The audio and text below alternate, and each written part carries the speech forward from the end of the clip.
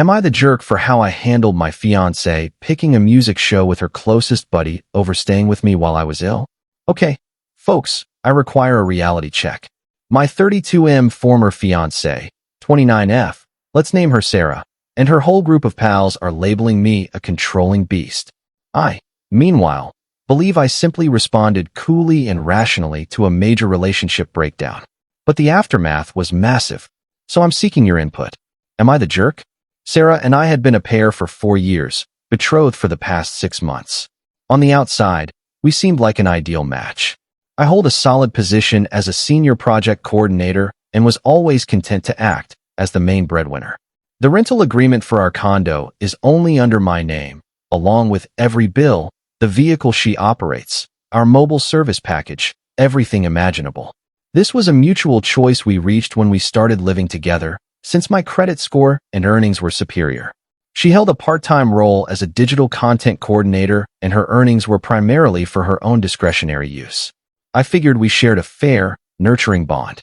The single ongoing problem, the one flaw in our base, was her male closest friend, Alex, 30M. They've been buddies since university, and their connection is deep. He possesses a duplicate key to our condo. He is an ever-present figure. If we face a conflict, she contacts him for guidance before she even wraps up the discussion with me. I've attempted discussing limits with her, peacefully and courteously, on several occasions. Every time, I was brushed off as being possessive or unsure of myself. She would constantly claim, "Alex is my family, you simply need to deal with it." I dealt with it because I had faith in her. That was my error. Last Wednesday, I caught a severe bout of influenza.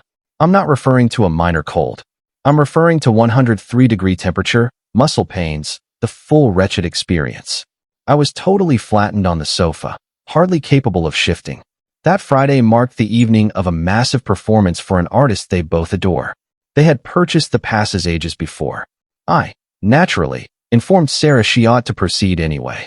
I wasn't planning to request her to skip it. I merely asked if she could look in on me prior to heading out, and perhaps bring back some additional meds on her return. A sensible plea, I assumed, for a woman you're intended to wed. Around 5 p.m. on Friday, I was deteriorating further. I phoned her to inquire if she could grab a particular type of temperature reducer en route from her job. She replied she couldn't. She was already away, preparing for the performance with Alex. "All right," I responded, my tone feeble. "Can you at least ensure my water cup is refilled before you depart? And could you kindly message me when you're heading back tonight?" In fact, she stated, her tone uncertain. "Alex and I were considering booking a lodging downtown following the event. It'll be extremely late, and it's simpler than hunting for a ride home." I paused for a second. My fiancée was opting to reserve a lodging with her male closest friend rather than returning to her ailing partner. "Sarah," I uttered, my tone subdued. "I have an elevated temperature. I'm by myself. I require you to return tonight." And then she uttered the phrase that altered everything. She exhaled a deep, irritated noise. "Listen, I realize you're unwell, but I can't disappoint Alex. He's been anticipating this for months. I already committed to him. It's only one evening." I anticipated her adding something to ease it, to display a bit of worry for me. She didn't. The preference was obvious. Her focus was not my condition or my welfare. Her focus was avoiding disappointing her closest friend. I experienced a peculiar, icy lucidity overcome me. The temperature, the muscle pains, they all appeared to recede into the distance. I perceived the whole framework of our bond, and I realized that the key supporting pillar was not merely damaged, it was missing entirely. "I understand," I replied, my tone utterly neutral. "Great," she responded, eased. "I'm happy you're not turning this into a huge issue. I'll catch you tomorrow." She ended the call. I remained there on the sofa for an extended period. Then I reached a conclusion. I was not going to turn it into a huge issue. I was going to turn it into a concluding resolution. Powered by an abrupt rush of energy and plenty of pain relievers, I began the task. It was a silent, systematic procedure. First, I gathered my belongings. I used 3 big travel cases and filled every item that was mine. My garments, my novels, my professional files, my relatives' pictures. I was a specter, removing my presence from the condo. Second, I placed a sequence of phone contacts. I reached our mobile service company and had her line, which was part of my group plan, promptly halted. I contacted the banking card firm and notified them the additional card I had provided her was lost, disabling it right away. I accessed all our joint entertainment platforms and updated the access codes. Third, I opened my computer. I composed a courteous, business-like message to our property owner, submitting my formal 30-day notification to end the rental on the condo. I included the completed document and covered the last month's payment completely. Finally, I settled down and penned a brief, straightforward message. I positioned it on the spotless, vacant kitchen surface beside her now ineffective condo key. I grabbed my personal key, stepped through the entrance, and shut it after me for the final occasion. I traveled to my folks' residence, where I knew I could stay temporarily for a few weeks, and I drifted off. The message I left on the hope the event was worthwhile. Go be his focus. So folks, am I the jerk for my handling? She claims I was sinister and excessive. I believe I simply honored her statement. Update 1, 3 days afterward. While the responses from my initial sharing have been largely confirming, thanks to all who assured me that I am not, actually, irrational. Many of you were inquiring about the specifics of the consequences. It was, as numerous of you forecasted, dramatic. I passed Saturday healing at my folks' residence. My temperature eventually subsided, and my device stayed pleasantly quiet. I had restricted Sarah's contact, but I knew the quiet wouldn't endure. The turmoil arrived on Sunday midday. It started with a flurry of urgent messages from Sarah. The initial one, dispatched around 1 p.m., was bewildered. Subject, where are you? Hey, just returned to the condo. It's vacant. Where did all your items disappear to? And my key isn't functioning. Did you replace the lock? Contact me. The next message, an hour afterward, was furious. Subject, this isn't amusing, Mike. My device isn't operating. I had to borrow Alex's to even message you. What did you do? And the property owner just affixed a notification of rental end on the entrance. You must contact him and resolve this immediately. The last message, dispatched late that evening, was sheer, raw alarm. Subject, please just communicate with me. All right, I comprehend. You're upset. I'm regretful. I shouldn't have remained at the lodging. But this is madness.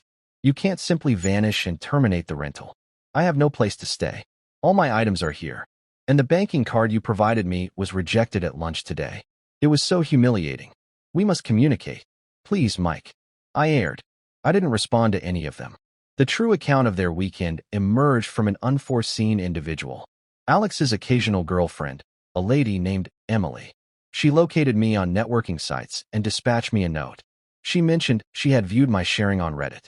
Apparently, it's circulating widely, and wanted to inform me that I was her new idol. According to Emily, Alex had informed her he was heading on a men's retreat out of town. She only discovered he was at a performance with my fiancé when she noticed their updates on photo-sharing app. She said this was a recurring behavior with him, utilizing other ladies for amusement and accommodation while he was separated from her. She informed me that their victorious arrival to my condo on Sunday was a catastrophe. They entered to discover my message, and the truth of their circumstance slammed into them. Sarah's device wasn't operating. The internet access code had been altered. All the entertainment platforms were signed out. The condo was a deserted space of her possessions in a residence that was no longer hers. Their joyful weekend instantly turned into a harsh, yelling dispute. She accused him for pushing her to remain at the lodging. He, upon recognizing that the cozy condo with the generous spending girlfriend was no longer a practical resource, apparently shed all desire in being her helpful closest friend. According to Emily, he gathered his luggage and departed her there, in the midst of the vacant condo, informing her it was her problem to handle. So, my fiancée, who couldn't trouble herself to return to her ill partner, was now utterly solitary, in a residence she was being removed from, with no device, no funds, and no closest friend. Her focus had deserted her, just as she had deserted me. The past month has been a procedural effort of officializing my freedom. The lawful and monetary consequences for Sarah have been, from what I understand, a gradual and agonizing process. My attorney, a keen lady my dad suggested, managed everything. We dispatched Sarah an official document via a delivery specialist. The document was a straightforward, harsh summary of our parting. It explained that I had left the condo and ended the rental, as was my lawful entitlement. It contained a thorough, listed inventory of every furniture piece and significant item in the condo, all of which I had acquired, with included proofs of purchase. The document offered her two alternatives. She could either acquire the items from me at a reasonable, reduced value, or I would arrange a relocation service to collect them on the last day of the rental. The document also contained a concluding, listed invoice for her portion of the costs from the final month of our bond, including the performance passes, which I had covered, and her share of the ending service charges. Her reply was a frantic, wandering message from her attorney, a man who was obviously overwhelmed. He attempted to claim that she was due half the items as a de facto spouse, and that I had, spitefully and without notice, rendered her without shelter. My attorney's response was, "I'm informed, a masterpiece." She clarified that our region has extremely rigid criteria for de facto marriage, none of which we satisfied. She portrayed my actions not as spiteful, but as a straight and reasonable outcome of Sarah's own declared focuses. The document included a certified statement from me, outlining the incidents of that Friday, including her precise words. "I can't disappoint Alex." The document ended by noting that if Sarah desired to take this to trial, we would be delighted to continue. We would, naturally, be requiring Alex to appear, under vow, about the details of their bond and their lodging stay. Her attorney ceased communication after that. The very last thing they desired was to have Alex in a testimony seat, compelled to reply to inquiries about their bond. Beaten lawfully, Sarah was compelled to face her new circumstances. She couldn't manage to acquire the furniture. She couldn't manage to remain in the condo. She had to pass the remaining weeks of her occupancy residing on an inflatable bed in a bare space, encircled by cartons. The day of the departure was the concluding, subdued action. I was present with the relocation crew and an impartial observer to oversee. Sarah was a shadow. All the resistance, all the confidence was vanished.